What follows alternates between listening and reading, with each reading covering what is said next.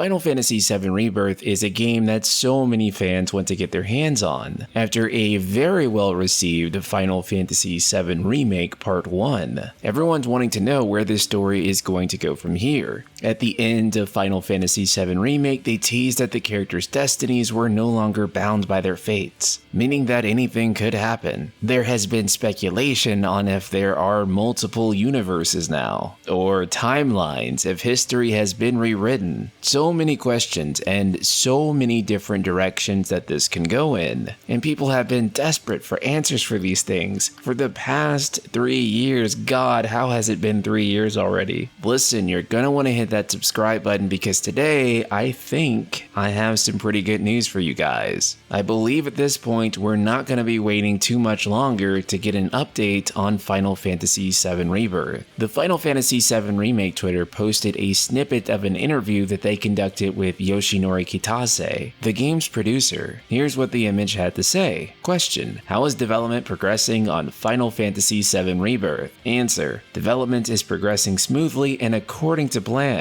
We are currently working on nailing down a release date for the game. Very interesting how nailing down a release date is in like this Mako green color. The release date that they're trying to nail down has apparently been swimming in the livestream. Now, a generic development is going smoothly post is not exactly what's interesting about this. What I do find interesting is that at the top of this tweet, it says Final Fantasy VII Rebirth developer comment number 1. This implies that more developer comments are coming. Do you know what's exactly 7 days from now? Summer Games Fest. Is it possible that we are going to get 7 days of developer comments about Final Fantasy VII Rebirth? Probably just vague comments that lead up to a reveal at the Summer Games Fest. It seems totally plausible, and I know they're making this comment right now because a lot of people were disappointed that it didn't show up at the PlayStation Showcase, with Square Enix choosing to focus on Final Fantasy XVI, a game that is coming much sooner than Final Fantasy VII Rebirth. But I do think it's possible for it to show up at Summer Games Fest or shortly after the launch of Final Fantasy XVI. I think it's totally possible that we get a trailer next week, followed by a little statement from Yoshinori Kitase or Tetsuya Nomura saying, hey, glad you're excited, but for right now, go and support FF16 and Yoshi P. Then maybe a month or two after FF16 is out and has had a little bit of room to breathe, they resume the marketing for Final Fantasy VII Rebirth. This also said they're still working on nailing down a release date for the game, which implies that they don't quite have a release date yet. Now, the release window for this game is this winter, which I actually find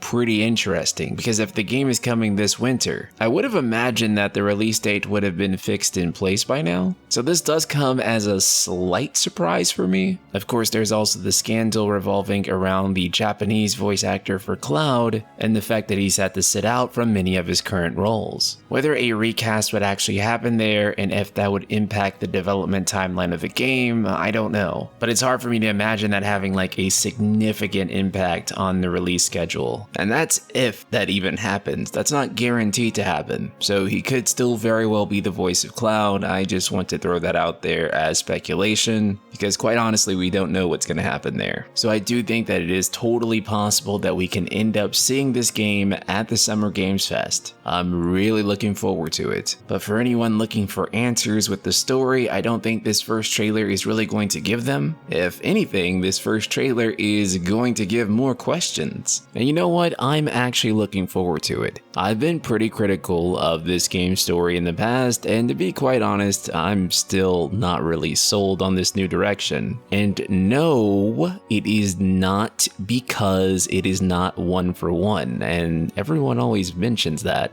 Which just goes to show they haven't really been paying attention to what I've been saying. My critical lens on it rose from such concepts as the Arbiters and the revival of a dead character, as well as the inability to actually take away the living characters such as Avalanche away from us. However, my greatest hope is that by the end of the Final Fantasy VII Remake trilogy, that I will be able to say that, look at me, I am an idiot. I was so wrong to doubt all of this. This is a work of subversive genius. This is genuinely what I want to say. So yes, I am absolutely open and wanting everything that I predicted thus far to be wrong, and I have decided to put my faith in Creative Business Unit 1 and Yoshinori Kitase and Nomura and all those guys, and I'm going to see what they come up with, and I'm going to be a fair judge of it, and I'm really looking forward to it. There is indeed no getting off of this train that we're on. Shout out to Darth Vapor and the rest of the Ultima community.